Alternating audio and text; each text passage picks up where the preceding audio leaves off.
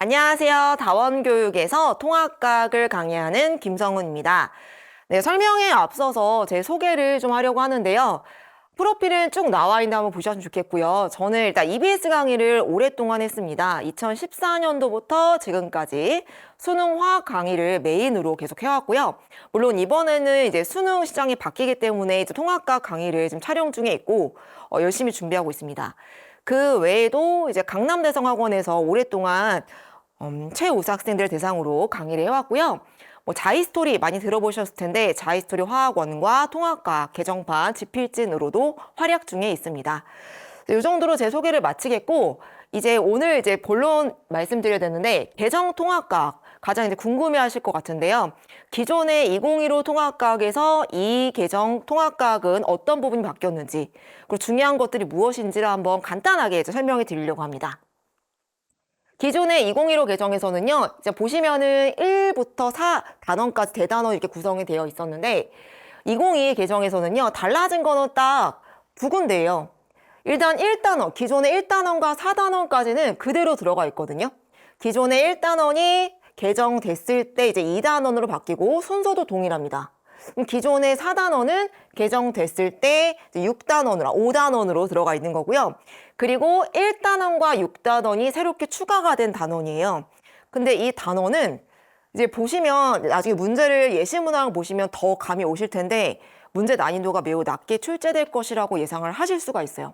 자, 과학의 기초는 스케일에 관해서 다루는 내용인데 원자 핵이 더 크냐, 원자가 더 크냐, 또는 지구가 더 크냐 이런 식으로 규모에 대해서 간단하게 상식적으로 묻는 그런 내용을 다루고 있고요.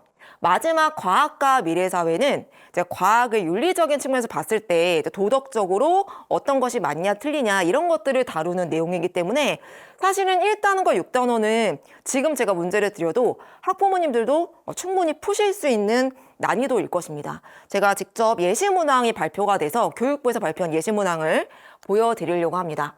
이게 1단원에 해당하는 예시문항인데요.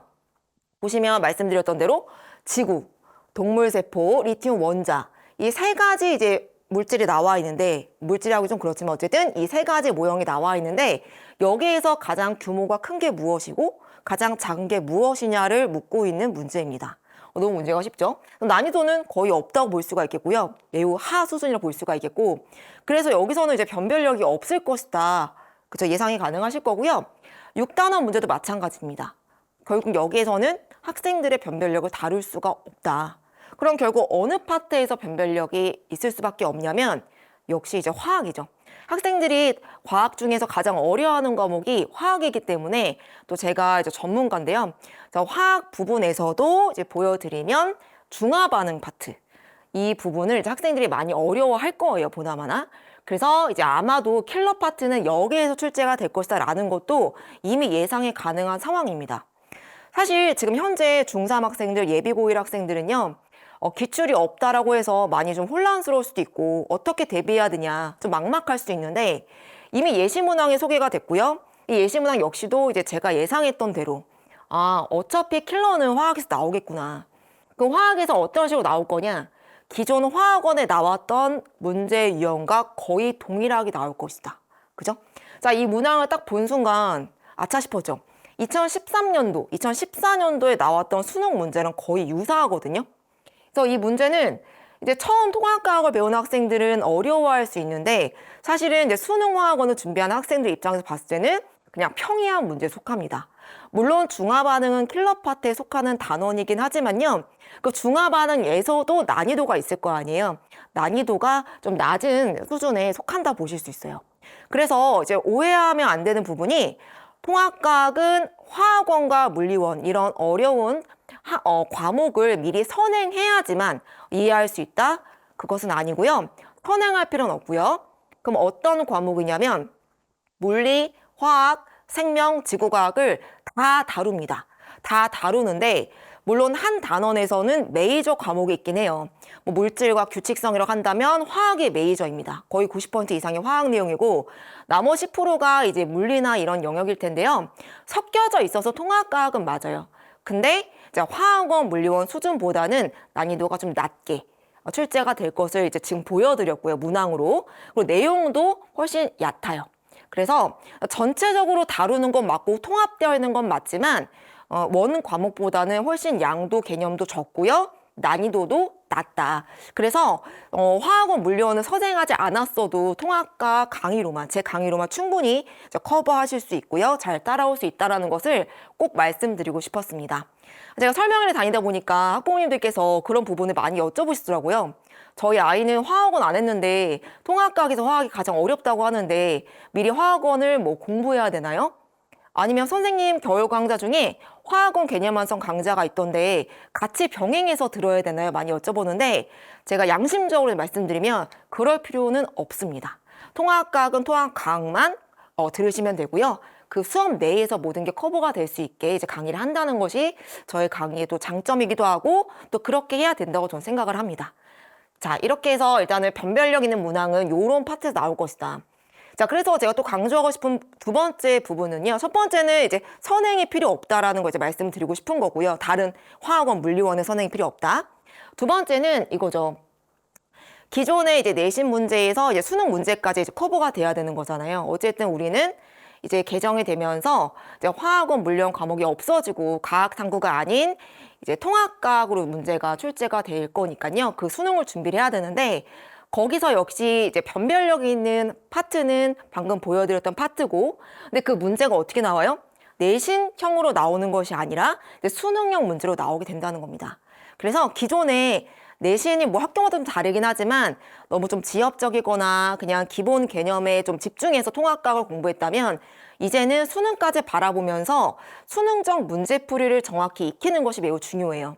그래서 수능화학 강사로 열심히 지금까지 해왔던 전문가인 제가 더 자신 있는 분야이기도 하고요.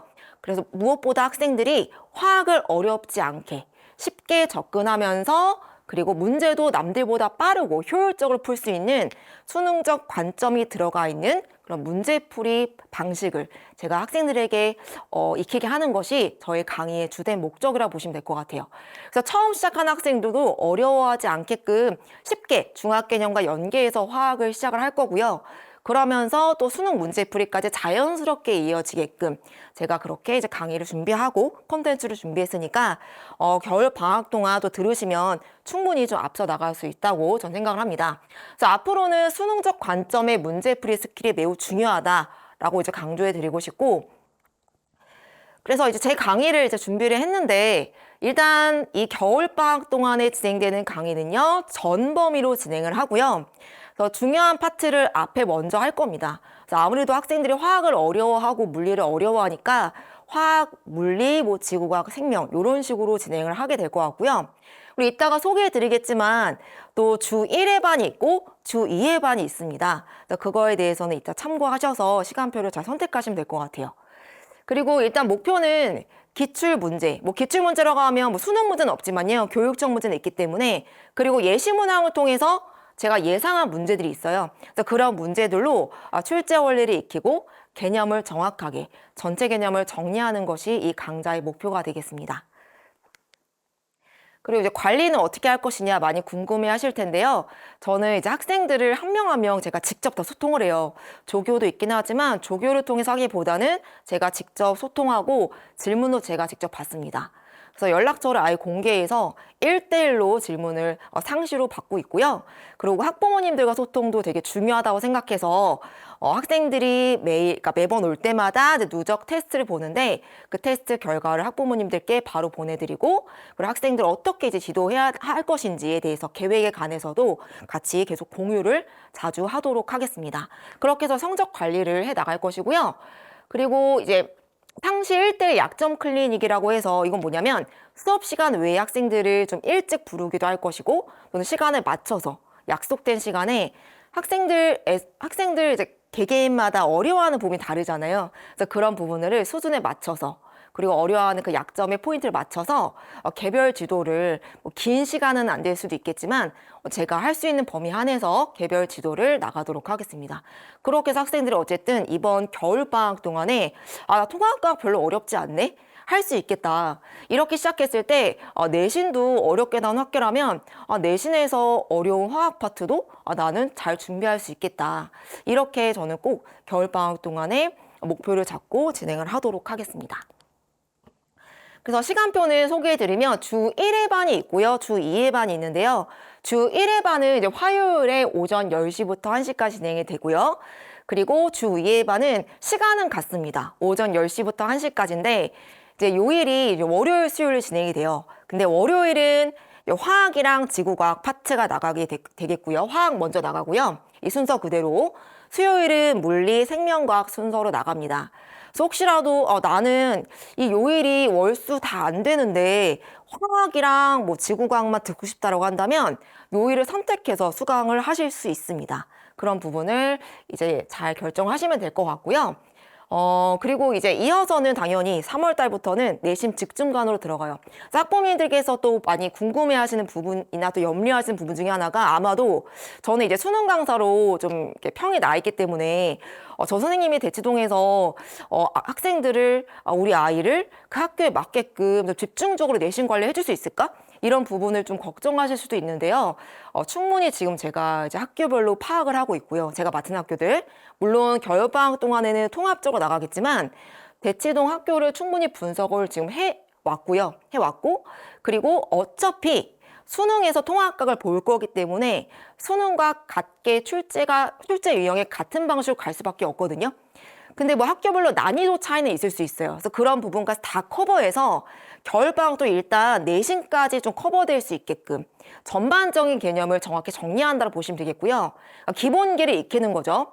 그리고 이제 3월 달부터는 각 학교별로 집중해서 정해진 학교가 이제 발표가 될 텐데 각 학교별 집중해서 그 학교에 나오는 성향 그대로 집중 분석해서 문제 유형을 파악하고 그리고 충분히 내신 만점 받을 수 있게 그렇게 준비를 하도록 하겠습니다. 그래서 내신까지 커버될 수 있는 겨울방학 강좌라고 보시면 될 것 같아요. 아시겠죠, 여러분? 그래서 어머님들 저 믿고 이제 맡겨주시면 좋을 것 같고요. 궁금하신 점 있으시면 저한테 직접 연락해 주셔도 좋을 것 같고요. 제가 연락처를 남겨도 되겠죠? 네, 연락처를 남기고 싶은데 010에 네, 이렇게 동영상 설명에 남긴 적은 지금 처음인데요. 네, 제 이름은 김성은이고요. 개인 연락처입니다. 편하게 연락을 주셔도 되고요. 학원으로 문의하셔도 될 것 같습니다. 시간표 같은 거는 학원으로 여쭤보시면 될 것 같고 뭐 앞으로 이 학생이 우리 아이가 어떻게 공부를 해야 될까요? 이런 학습적인 부분에서는 제가 전문가니까 직접 연락 주셔도 제가 최대한 빨리빨리 대응을 하도록 하겠습니다. 제 이야기 들어주셔서 정말 감사드리고요. 그럼 학생들 같이 1월 달에 만나보도록 하겠습니다. 감사합니다.